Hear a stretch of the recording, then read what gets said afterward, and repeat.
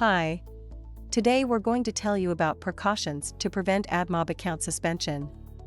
Let's get started. Google strictly observes any violation of its policies, especially the invalid traffic rule. So in order to keep ad revenue going and prevent your account from suspension, you should consider these precautions.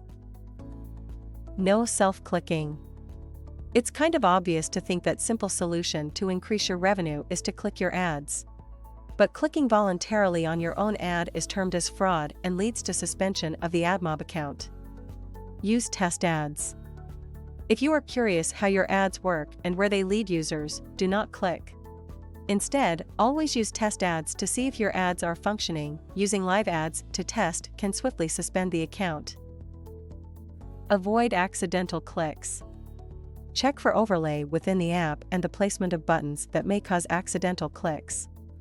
Limit ad per user. Overcrowding your app with ads is a bad decision. It is better to remove and reduce the number of ads seen by each new or returning user to better the experience. Limit traffic source.